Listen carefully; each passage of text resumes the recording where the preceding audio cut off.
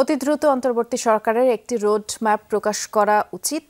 সুনির্দিষ্ট কর্মপরিকল্পনা প্রকাশ করা হলে চলমান নানা প্রশ্ন ও বিতর্ক থাকবে না বলে মন্তব্য করেছেন টিআইবির নির্বাহী পরিচালক ডক্টর ইফতেখারুজ্জামান।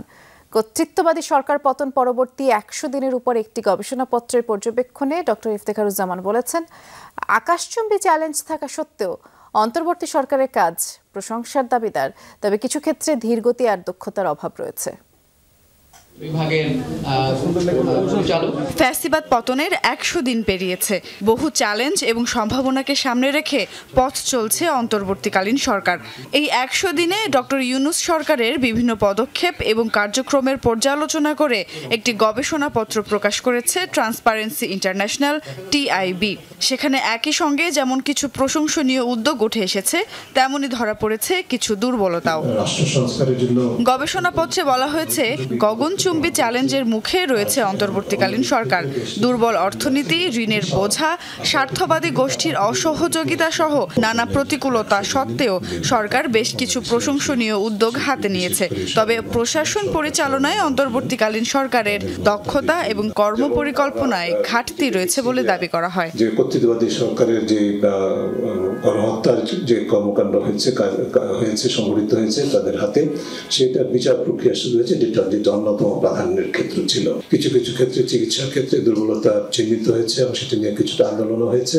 তা সত্ত্বেও সক্ষমতার ভিতরে যতখানি সম্ভব আমরা মনে করি যে উদ্যোগ আছে, সদিচ্ছা আছে, সেটা নিয়ে কোনো প্রশ্নই হয়তো বা সমন্বয়হীনতা আছে। প্রত্যাশা অনুযায়ী আইন শৃঙ্খলা পরিস্থিতিও এখনো স্বাভাবিক হয়নি বলে উল্লেখ করেন টিআইবির নির্বাহী পরিচালক। উঠে আসে মূল্যস্ফীতি ইস্যুও, তবে এ নিয়ে খুব বেশি উদ্বিগ্ন হওয়ার কারণ নেই বলেও মন্তব্য করেন ডক্টর ইফতেখারুজ্জামান। বিভিন্ন রাজনৈতিক দলের চাঁদাবাজি এবং দখলদারিত্ব চলমান রয়েছে বলেও জানান ডক্টর ইফতেখারুজ্জামান। খুব দ্রুত সুনির্দিষ্ট কর্মপরিকল্পনা সহ একটি রোড ম্যাপ প্রকাশ করা দরকার, তাহলেই বিতর্ক এড়ানো সম্ভব হবে বলে মনে করেন তিনি। রাষ্ট্র সংস্কার এবং নতুন রাজনৈতিক বন্দোবস্ত অর্জনের লক্ষ্যে তাদের যে একটা কৌশল, সুচিন্তিত কৌশল প্রণয়নের এবং বিশেষ করে রোডম্যাপ সহ টাইম বাউন্ড রোডম্যাপ সহ কৌশল প্রণয়নের সম্ভাবনা ছিল, সেটির প্রতি আমরা আহ্বান জানিয়েছিলাম। সেটি করা হয়নি।